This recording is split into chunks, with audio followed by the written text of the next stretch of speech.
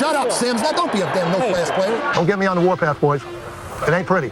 Losers assemble in little groups and complain about the coaches and the players in other little groups. But winners assemble as a team. You better think about that, because you can't play if you don't do what I tell you. You cannot play if you don't listen to what I'm saying. An undisciplined center, we got to get his head out of his ass. Let's get this operation moving. Shut up. Time out. This is not a game for the most well-adjusted people. Sometimes purposely being irate in order to accomplish something can be more effective in sports than approaching it with a rational or seemingly rational approach. Now get in the game, man.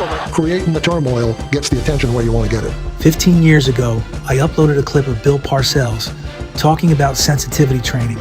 It's been viewed over 500,000 times. People love it because it's raw, it's honest, and it's a standard that's disappearing. But today, I'm taking you behind the whistle. After over 20 years in the locker room and working with some of our most challenging students in the classroom, I've realized something. Most leaders aren't failing because they lack talent. They're failing because they're afraid to tell the truth to people who are too sensitive to hear it. Parcells said, "The only players I hurt with my words are the ones who have an inflated opinion of their ability." In modern leadership, we see this every day.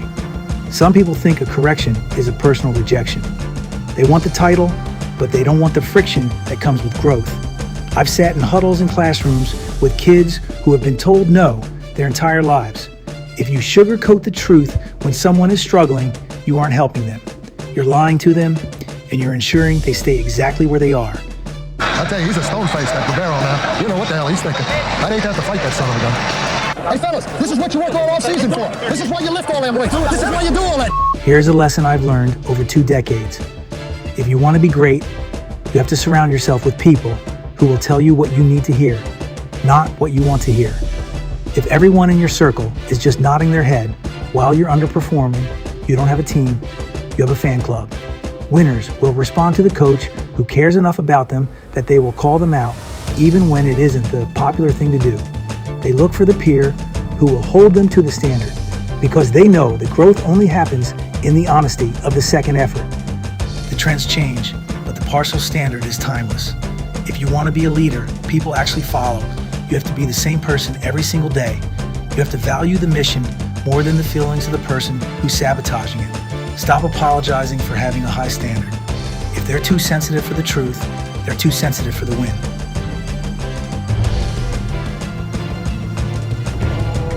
You get to the point where these jobs can eat you alive. And yet, I use the word narcotic because it's true, the narcotic of the game. If you like action and you like competition. You like football, Renee? Oh, yeah. This is it right here. Well, Sunday at 1 o'clock in the NFL, that's where that is. Come on, you like football? This is it tonight, boys. You like football? You can fool the whole world down the highway of years and take pats on the back as you pass. But your final reward will be heartache and tears if you cheated the man in the glass. I have that poem. I've had it with me since I was a young man. It's the person you have to deal with. You have to be able to look in the mirror and look at that guy and say, okay, that you're okay with that guy. That guy's an honest, forthright, hardworking, fair person. And if you can't say that, then you're probably not going to be very happy in life. You're too nice to these guys. Huh? What are you nice? What are you guys doing in the meetings? Toasting marshmallows? Huh? You're too nice to them. Teenagers tonight. What's the matter with you? Come on, get your confidence up. You want to be in the big leagues? This is it. Come on. Onto the philosophy a little bit of football. There are any number of philosophies that someone might choose to employ, but basically I think a coach's job is to give the players a good design. You try to create something that will allow those players to function within the ability that you determine that they have. So whether you're going to be a West Coast offense or you're going to be a spread offense or whether you're going to be a two-back offense or a power football, it really doesn't make any difference in terms of what you choose, as long as you feel you have the players to integrate them into the system and choose a system that will allow the players that you currently have to fit in and have some success with that system. In other words, you tailor the system for the personnel available as best you can determine. Now, all of us need some place to start, and so you start with what you believe in and what you think is what you want to do based on that evaluation. But be flexible in the manner that if you see that your personnel kind of leads you in a different direction or slightly in a different direction, don't be afraid to tailor your system to fit the qualities that your personnel have. We often talk about the uncoachable player like they are a lost cause. But in my experience, uncoachable isn't a permanent state. It's a choice.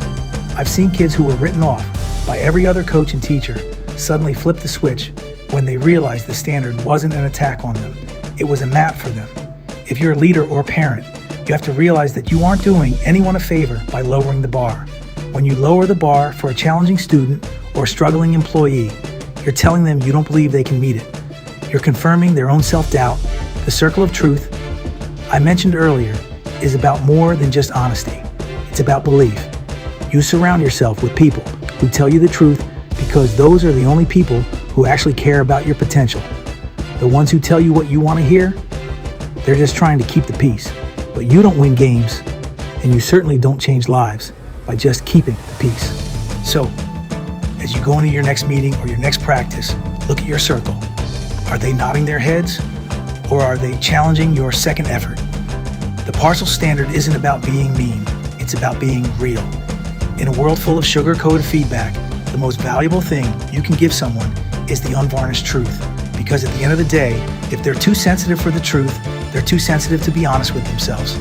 Go out there and raise the standard. I'll see you on the next one.